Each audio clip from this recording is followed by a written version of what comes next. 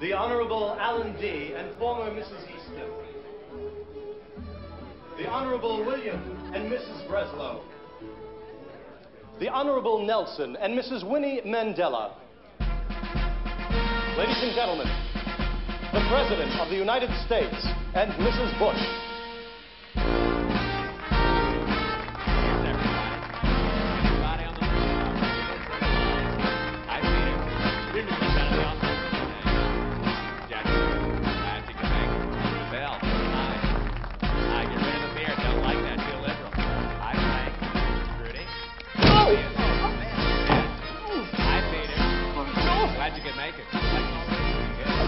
Everybody's here. Thank you very much. Dr. Glad you could make it, sir. I'm looking forward to hearing your story. I'm sure it's a wonderful, well thought out. Tired, kid? You met Dr. Thank you. Great lady down. See what happens. Easy, watch your head. No, wait. How are you, dear? I'm okay. Good. Please be seated. Welcome. Glad you could all come. I'm pleased to say that we're graced with the presence of so many distinguished guests tonight. As we all know, this week we're celebrating Law Enforcement Week all across the country, so I'd like to turn the proceedings over to our own Washington, D.C. Police Commissioner, Captain Annabelle Brumford. I would like now to introduce a most distinguished American. This week he is being honored for his 1,000th drug dealer killed. Ladies and gentlemen, please welcome Lieutenant Frank Drebin of Police Squad. In all honesty, the last two I backed over with my car. Luckily, they turned out to be drug dealers. Excellent.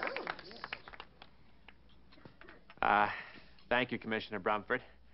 Now I'd like to call upon my Chief of Staff, Mr. Johnson Nunu, to introduce some special guests. Thank you. Mr. President, tonight I am extremely proud to welcome our guests from the nation's energy suppliers. First, representing the oil industry, head of the Society of Petroleum Industry Leaders, better known as SPIL, Mr. Terrence Baggett. From the coal industry, chairman of the Society for More Coal Energy, or SMOKE, Mr. Donald Fenswick. Thank you very much. And from the nuclear industry, president of the Key Atomic Benefits Office of Mankind, kaboom, Mr. Arthur Dunwell. As you know, for the past 3 years, this administration has been trying to formulate a national energy policy, one that will have a lasting impact on the way we live for the next decade and beyond. To make sure that we choose the right path, the President has appointed as his top advisor in this area Dr. Albert S. Meinheimer. As I'm sure you're all aware, his reputation in this field is without peer, and Dr. Meinheimer will present his recommendations to the annual National Press Club dinner this Tuesday evening.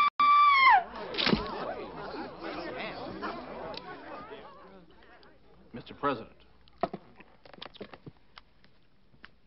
I want all of you here to be the first to know that I've decided to base my administration's entire energy policy on Dr. Meinheimer's recommendations.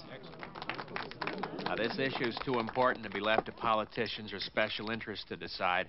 Rather, we need an independent and informed source on which to base our future actions, and Dr. Meinheimer is the recognized expert in this field. Mr. President, if I may say so, I do hope that Dr. Meinheimer won't be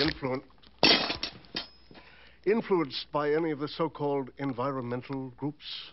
Well, we're all well aware of Dr. Meinheimer's reputation, so I think that perhaps he's best qualified to explain his research methods. Oh! Dr. Meinheimer. Lady down,